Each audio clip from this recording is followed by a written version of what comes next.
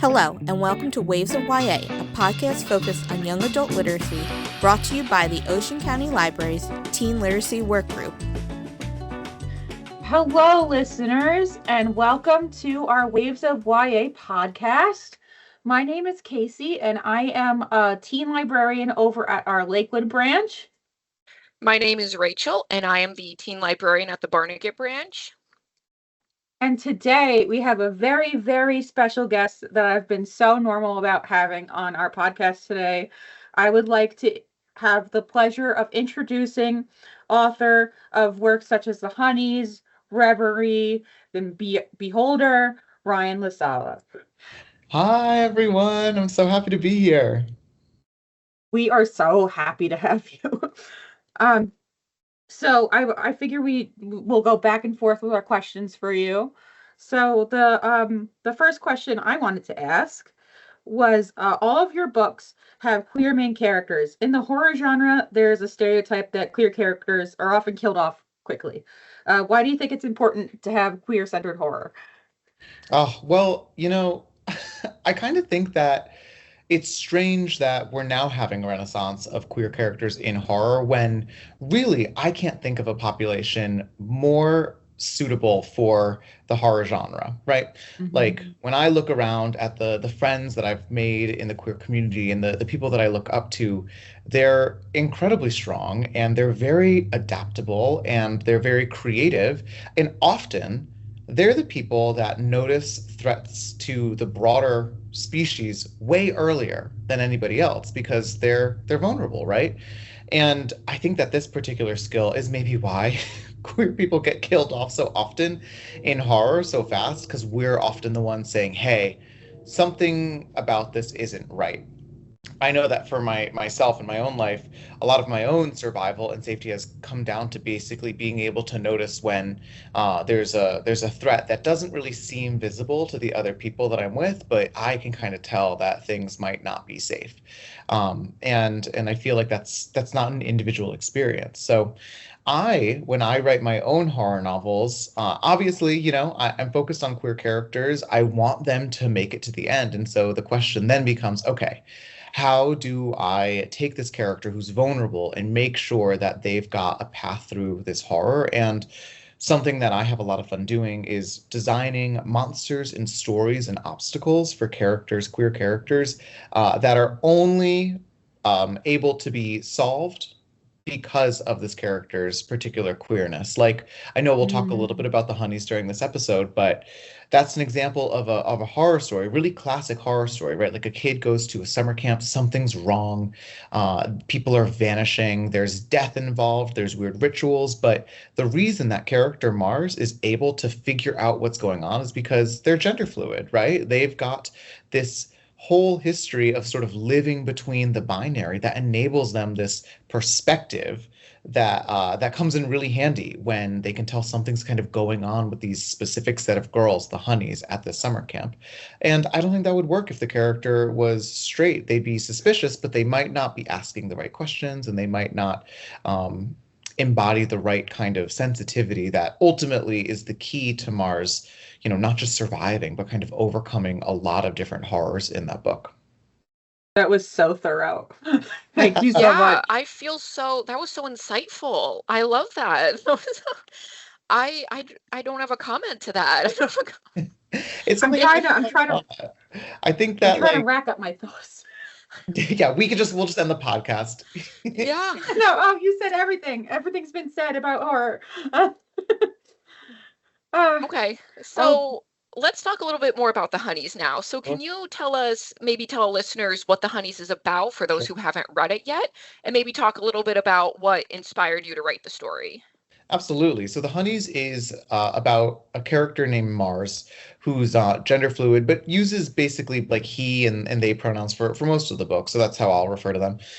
But Mars wakes up one night and his twin sister, is suddenly home from summer camp, and she's like covered in blood and mud, and she's acting really scary, and she tries to kill Mars. She attacks Mars, but in the struggle, Mars accidentally kills her instead, propelling Mars to figure out what happened to his sister at the summer camp and what exactly went so wrong that she sort of showed up and was acting so violently. And Mars is really convinced that it has to do with this group of girls at this summer camp, who everyone knows who these girls are. They're the popular girls. They're beautiful. They're funny. They're smart. They're welcoming, and they're called the Honeys because they have this cabin way out in the wildflower fields, and behind this cabin is a beehive that these girls have been maintaining for generations. And Mars is sure that these girls have something to do with his sister's death because she was being initiated into their, secret society when everything went wrong. And now Mars is going to figure out, what happened. But the thing is that these girls are a little bit too welcoming and a little bit too eager to kind of welcome Mars into their hive. And you'll have to read the book to find out the rest of it. But to answer your question of the inspiration, I have always wanted to write a book about girls that sort of take femininity and turn it into power. And we as a society have this kind of pathological dismissal of like girls, girlhood, groups of girls, the frivolity that goes into that. We see it as just, girls being girls. But I thought, in nature, beautiful, colorful things are often extremely poisonous. They're often lethal, and they often camouflage a danger. And so, what if these girls embraced their femininity, and what if it was, in fact, a camouflage for something a lot more vicious? Rachel, I know you just listened to that book, just finished reading it. I've read it like twice now, and oh my God, I have a particular love for the Honeys. And I gotta say, I don't want to give anything away, but the part of the book where there's like this false sense of security and they're all just kind of hanging in the apiary fields and going about their lives, that was like such a comforting like segment before things went wrong for me. I just go back to it. I love it so much, and just I love that book so much. And a lot of what I love about your writing is it's so lyrical and like just poetic. And I literally read the Honeys in a day because I could not put it down. Wow. And um Rachel, do you have anything to say about what you enjoyed? Well, my first comment on that is the book like captured my attention right from the beginning. Like there was a death on like the first scene. Yeah. And I don't come across too many books where there's like a death and you're coming right in the middle of the action or right when the action happens. So it kind of captured my attention right away. And I had to like stop and figure out like what's happening right now. I'm like, okay, so there's a brother and a sister, and I'm like, is she's trying to kill him? Like, I had to like gather my thoughts about what's happening right now. I'm like, oh my gosh, she died. She actually died. Like, she's not coming Yeah. back. I'm like, oh my gosh. So it definitely captured my attention right from the beginning, having that death right in the beginning. There was no build up to it. Yeah. So I think that's kind of what did it for me. Yeah, it was it's a brutal opening to a book. When people sometimes pick it up, I kind of sometimes like I'll be doing a signing and like a young reader will come up and I'll turn to their parent and be like, maybe just give the first chapter a read through because you're right. It's page 6 that the sister perishes, and that's very on purpose because I wanted to start with a bang and then kind of build up to a lot of these like big reveals. So it's shocking for Mars, but it's also shocking for the reader. Yeah. So we speaking of your prose, um you balance a lot of surreal imagery, like not just like the scary things that happen right away, but also like the tile game that they have is really surreal. Or in Beholder, you have all the mirror things and all the crazy stuff that happens through that. And I just think that sometimes when people write things like that, it can get so muddy, but you manage to keep it so clear and like enticing. So I wanted to know about how you manage to balance that. That's a good question. It is a struggle when you're kind of writing about things that are really surreal and conceptual to make sure that there's like a visual. But the thing is, while I'm a really visual writer, I'm sort of viewing the story as like a movie in my head and I'm transcribing it. a lot of people actually don't visualize anything when they're reading. There's a huge range of kind of what occurs in a human's mind, and the great advantage of prose and of writing versus like a movie or a comic is that you get to kind of send something telepathically into a mind that's going to put it together however that mind thinks. So sometimes, yeah, I'm trying to describe a visual, but oftentimes I think the great advantage of writing horror versus watching it is that you get to describe things as feelings and experiences and memories and like sort of sensory details that are really hard to convey in a visual medium. And so sometimes something that I'm describing, it's not meant to be a visualized image. Sometimes it's meant to be a sensation. Like the tile game that Mars plays with the honeys is, and I won't spoil anything, but this is sort of a game that Mars thinks is about moving these specific tiles around on like a picnic blanket, but quickly sort of feels this like out of body experience while playing it because the game is sort of just a cover for a different type of experience, a sort of mental, like, telepathic link basically with like these girls. And it's not really a visual, right? It's the sensation of falling upwards into something greater than themselves, which I think I like to kind of provide the visuals for how I picture it, but oftentimes I think it's just easier to show sort of the or not show, but sort of kind of tell people the sensation that these experiences might evoke. I think a lot of things are more powerful when you don't tell people how to feel or give them enough. Like if you think of movies like The Blair Witch Project, where you never see the Blair Witch, she's 10 times more scary because you think in your head, like, I don't know what we're dealing with. So even with things that aren't scary and are just things that you're trying to experience, like that, I feel like you play with that really well with like that, with like you said, the out of body experience of the tile game, and just it's just such a very fun tool in horror that I love to see used well, and you just do it perfectly. Yeah, thank you so much. I mean, the reason that I love reading horror is because you get to go inside the head of somebody who's scared of things that you're not necessarily scared of, and you get to kind of inherit those fears from them because you're learning why they're scary. So I think this is why it's my favorite genre. And not to mention there's so many studies that it's like so good for anxiety, and then it helps you like conceptualize how to react or how you might act in like scary situations, and experiencing that level of panic without actually experiencing that level of panic. And it's just I love horror. Me too. Me too. Hello, adventurers. If you enjoy this content, please take a look at the Ocean County Library's new podcast called Forge Your Imagination, a guide to immersive world building.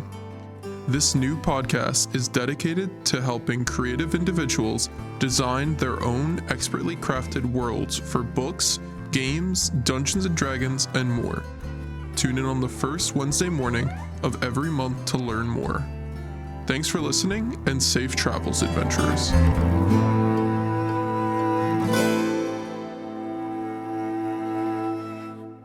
All right, well, my next question is, I want to talk a little bit more about the setting of a summer camp. Like Casey said, your writing is very lyrical, and I agree. I mean, I definitely feel like you combine dialogue and then description of the setting very beautifully, because I find that sometimes books can be too much dialogue, or they sit there and they talk about the setting for 20 pages. And I feel like you just combine both of those things beautifully. Like I felt like I was at that summer camp. So I just want, can you talk a little bit more about the setting of the summer camp and how you go about building such a lush and atmospheric world? Yeah, the setting of the summer camp might feel real because it's definitely inspired by some of the summer camps that I went to growing up. I was lucky enough to, be sent off to sleepaway camp in the summer occasionally, and some of the camps that I went to were wonderful, and some of them were kind of terrible, but they were all, important experiences. And when I was writing the Honeys, I kind of got to go back to those camps because it was the summer of 2020 and all the camps had to be closed because of COVID. So they were all empty. And so I had the sort of weird luck of being able to just kind of walk through these abandoned camps. It sort of felt like walking through like, the memories that I had at these places. And I took a bunch of photos and I wrote it all down. And then the problem was, okay, well, how do I introduce this really kind of complicated, interesting setting so that it's not overwhelming, but also so that we're sort of seeing the right thing at the right time? And that's kind of the key for me, right? It's like the right thing at the right time. So I tend to kind of start with some sort of important visual that I know the character's entering into so that the reader doesn't just have these characters floating in space. But then those other details, I try to kind of plop in as they come up for the actual character. Because, when we're going through life, we're looking at what's right in front of us. And oftentimes, I don't know about the two of you, but I don't notice something that's in like the same room as me for eons until suddenly I need it and then I'm looking for it and oh my gosh, it was right next to me the entire time. So I think kind of putting those blinders on my characters and thinking about how they're looking at things kind of one at a time, picking them up and experiencing them is helpful for figuring out like, okay, what details and in what order. So you mentioned you went back to these summer camps you went to as a kid. I am just curious, did you like ask for permission to go there or did you just show up? This time I asked for permission. Okay. Because I thought, okay, something like I also wanted to confirm that there were not going to be like children about, because the last thing I want to do is just show up at like a camp full of children and be some stranger walking through the woods, right? Like suddenly I'm like Jason Voorhees, right? And I'm gonna step on like a bear trap. So I wanted to make sure that in instances like this, there was like a paper trail that was like, yes, you can be here.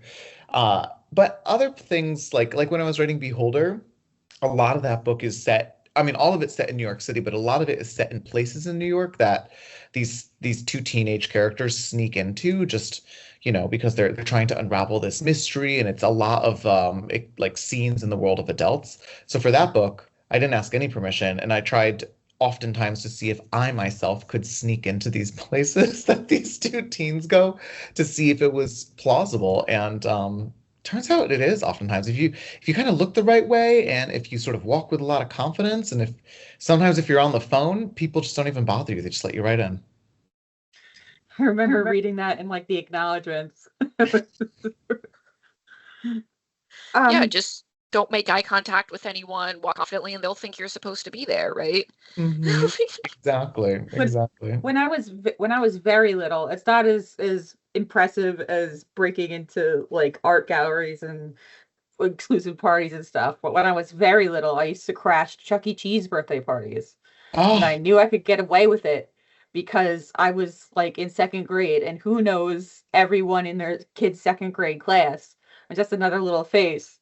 And I really just wanted to see Chuck E. Cheese and get cake. And eventually my mom caught on, but I got away with it for a long time. Yeah, it's good to know when you kind of are able to turn yourself invisible. It's a handy skill to have.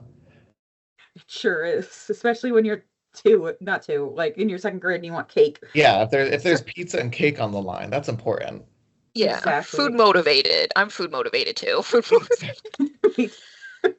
So was there like any other research you did for any of your books? I love. I know we talked about like visiting some places. Yeah. I love doing research for books. I think often I'll have an idea, but I won't start writing it until I've kind of have done enough research. And there's a balance, though. You don't want to over research. You don't want to research until the point of, you kind of lose interest in something. So I kind of I'll pick a topic and I'll look for sort of weird or interesting details in it. I love nonfiction books for this exact reason. I love going to the library for this exact reason, sort of seeing, okay, like what exists out there already. Because chances are someone like, while my special interest in like bees or like wallpaper or whatever that I'm using for my book, like that's probably someone's whole world. And you can probably find something scholarly written about it from the point of view of someone who's so much more obsessed with it and can kind of surface all of these details. The other thing that I love doing is reaching out to experts and seeing if they'll get on the phone with me and chat with me. And so like for the honeys, I talked to bee experts. I would talk to several beekeepers and like bee scientists that study hive behavior. But I also went beekeeping. I found a beekeeper in the Catskills, and I had like a writing retreat that I was planning in the area, and I asked if he would let me show up and help him tend to the bees for like an afternoon, and he did. And having like an in-person hands-on experience was so, so, so cool and important. And it came in handy because then when I was writing all of the scenes where Mars is handling the hives, I had actual like know-how of this. And it kind of, I mean, I wish that I could have kept doing it. I live in the city, so I don't think anyone would be too excited to find out that I was keeping a hive of millions of bees on my roof. But yeah, I think that for any like would-be writers out there, I think research can be really fun, but also getting comfortable talking to people who know a lot more about something than you do is like in and of itself a great skill. I will say another one that what another piece of advice if you can't get um experts to talk to you is my writing teacher used to say you need to fake it expertly, and that even if you don't actually have the correct information, like if you for example, like Mars kills someone in the beginning. You've never killed anyone, but like there you gotta fake it, and the plausible deniability takes over. Hmm. Um. Anyway, so I don't mean to give advice on you, but I just thought of what he said when you were saying that, talking about that.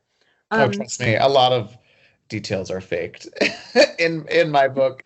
And occasionally readers, very astute readers, will reach out and point these things out to me, which is always a little annoying, but also, you know what? That's kind of who I am as a reader as well, too. I notice these small things and I feel like, pedantic enough that I've got to point them out. So Oh yeah. it's annoying, but it's appreciated. So speaking of your readers who might be teens, if when you were a teen, which of your characters would you have loved to hang out with, and which one might you have avoided? Ooh, I think I would have gotten along the best with Kane from Reverie. He's very dreamy, very sort of lost in these fantasies that he has, and that that was me as a teen. I started that book as a teenager, so it's no surprise that the character, the main character of it, is kind of a version of me at that age. So I think Kane would be maybe the one that I would get along the best with. I think the one that I would be very scared of Mars. Mars would have terrified me. Ethan from Beholder I probably would have had a crush on. And then I think the one that I would have gotten into fights with would be Raffi from Bedazzled.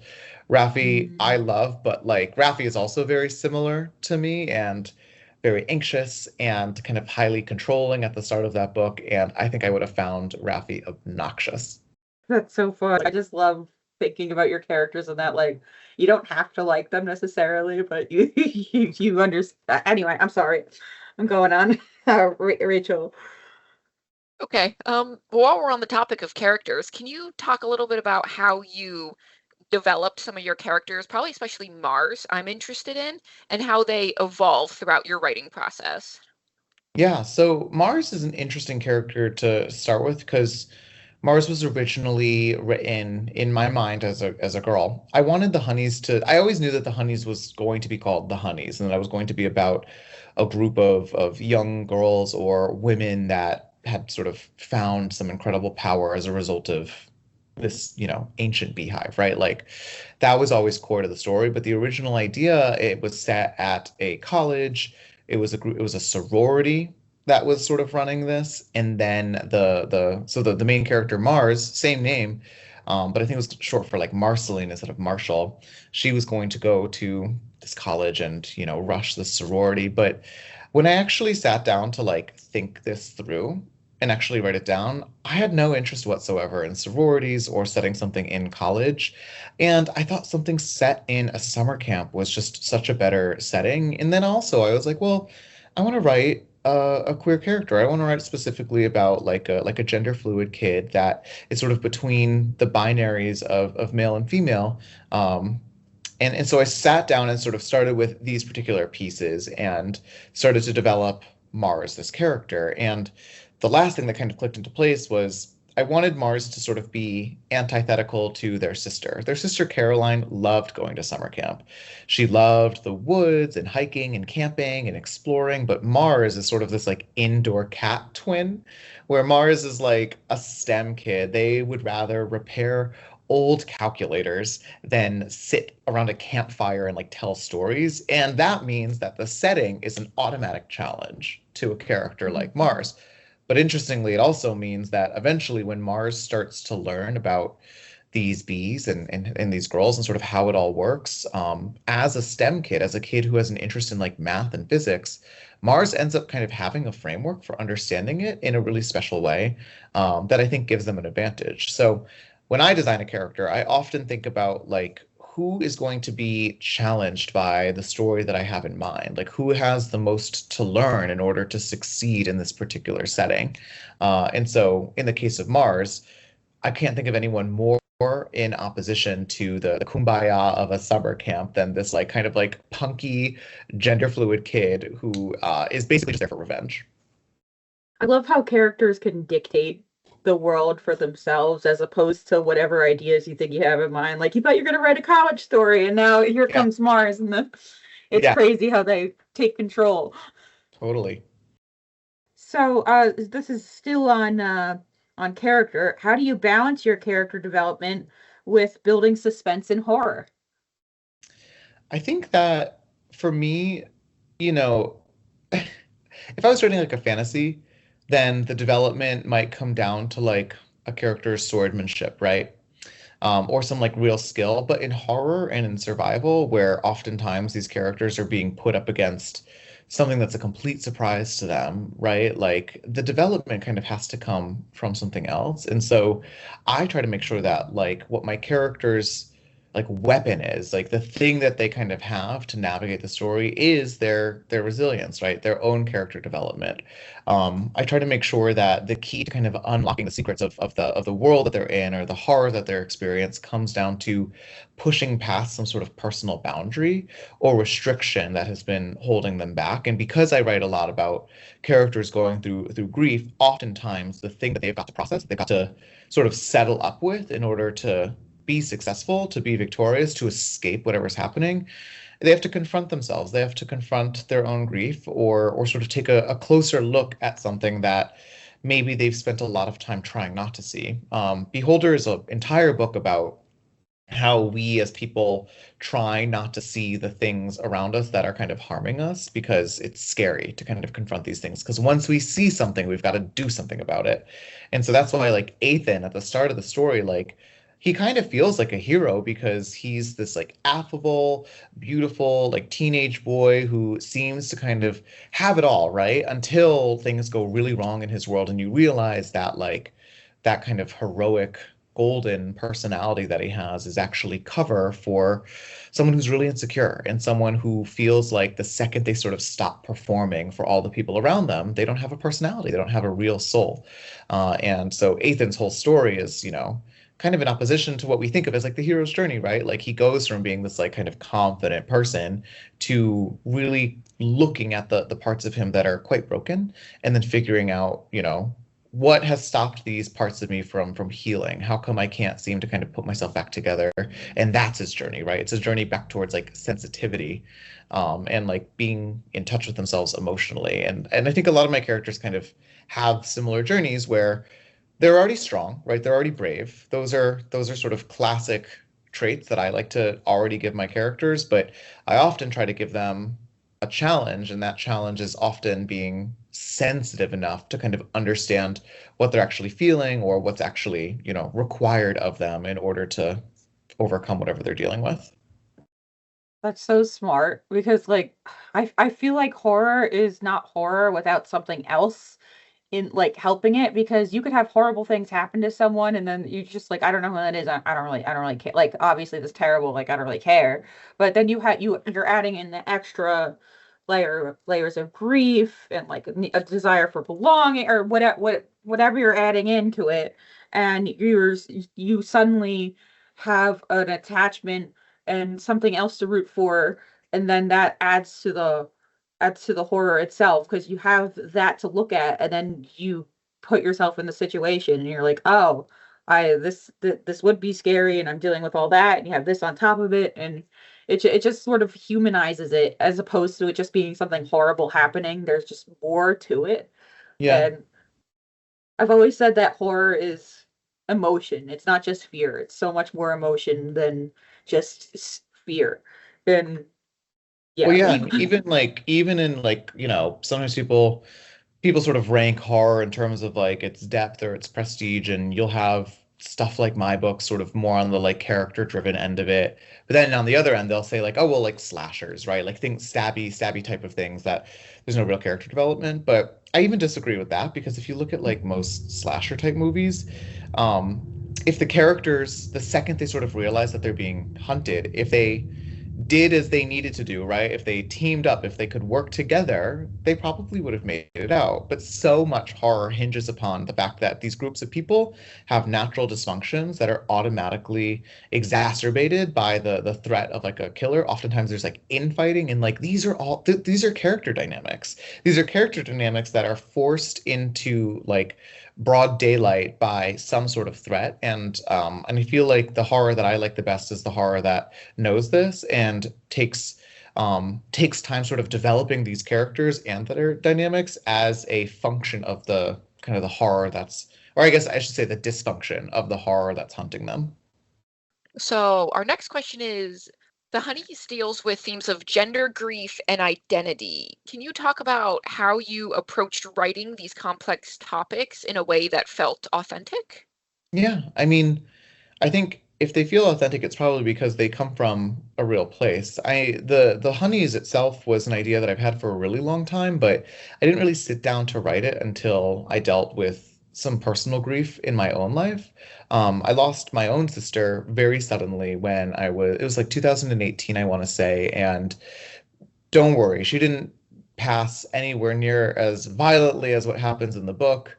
It was a medical thing, but it was really sudden. And a lot of the things that kind of transpired after that between like myself and my family, it was kind of hard to process in real time because of how sudden it was. And so a lot of what ended up in the Honeys was this very delayed conversation that I was having with myself about what happened, how it made me feel, what was the aftermath like. And so that's why the book starts the way that it does, because I wanted to specifically focus on the moment of grief, sort of right after something confusing and scary and sudden happens, because I think that's a little different than things that we expect, or the loss of like a grandparent or something like that too. And so the Honeys is all about kind of the sort of the gut punch of grief. Whereas a lot of my other books, while they also focus on grief, there's sort of a different timeline for grief, right? Like Ethan and Beholder, all of the things that have happened to him happened when he was like 6. And so he has grief, but his grief is much older and much more like fermented almost. It's sort of just kind of part of his world now, something he barely even notices sort of working within him. And therefore it's like a little bit invisible. And again, that story has a lot to do with the things that we sort of keep invisible in our own minds just for our own safety. And so, that's about other things in my life. And then the next book I have coming out is about sort of like anticipatory grief, about the grief of knowing that something good will come to an end, and sort of feeling like you can't enjoy it because the second you sort of feel safe, it's going to be taken away from you. And so I do think a lot about these things, and oftentimes I'm pulling from experiences, and don't worry, like I think people hear me say this and think that my whole life is this like horror show of like monsters and demons and death, and that's not really the case, but I do think pretty deeply about these things when I sit down to write. And then sometimes I think that makes it through to the reader, but ultimately I'm happy if people have a good, scary time reading my stuff. But I'm always touched when I get a note from someone that says, hey, like, I thought this was just going to be a fun story about like a cult at a summer camp, but it ended up meaning a lot more to me because of this other thing going on in my life. And then I kind of feel like I've joined that person in wherever they're at currently, and I can kind of help them through maybe that particular moment. Would you say, I mean, clearly you worked something out through the Honeys and like writing about that grief and processing it. Would you say that made it not harder, but like was it hard to like get in that mind space when you're experiencing it yourself? Or does it help more, or like how do you balance that? Because I'm sure that it brought up actual like emotions in yourself from what you were actually dealing with along with the characters. Sure. Yeah, it was hard. Something that I do in addition to writing in my manuscript is that every time I sit down, I open my journal, separate document that basically is like a writer's log, but I use that as a place to kind of talk to myself about whatever I'm working on so that I can kind of get to the parts in the language that I want to just make it into the book. And so I think that's where I kind of had to work out a lot of these feelings. But something interesting that kind of happened at the very end of that particular project is that I was writing the acknowledgments, and in writing the acknowledgments for something, you kind of look at all the people that helped, that sort of gave you their energy or their support. And I was writing down all of these names, and because that book was largely inspired by the death of my own sister, I was sort of thanking all these people who had been there for that actual event in my life and who had been so supportive through not just that event, but also the book that it inspired. And I was like, oh my gosh, wait, this is what the book's about. And it kind of mapped to Mars's journey. I sort of saw in my own journey like this thing that I had written for Mars, but had thought, that's just how this ends for this character. But in writing the acknowledgments and sort of thanking all these people and acknowledging all of like the love and support that was in my world, I was like, oh, this book I always thought was a book about like death and grief, but really it's about kind of all the love that is on the other side of dealing with something traumatic, and on all the people that are kind of waiting for us once we're done navigating the wilds and the disorientations of a traumatic event. So yeah, I think that I even to this day sort of look back at insights that I had Mars realize that were even a little bit premature for me at the time that now mean a lot more to me than they did in the moments that I was writing them. That's so wise. Yeah. It's that, I mean, when you write about your own life, it's sometimes you kind of find yourself on the other end of this like microscope and that spans through time, and it can be a little bit shocking, but oftentimes there's this kind of fun humility to it as well. I'm going to ask this question, and then I'll ask about your new book. So, what authors, YA or not, would you recommend to readers that you really enjoy? Ooh, I think that I've really benefited from reading very widely. And I think that and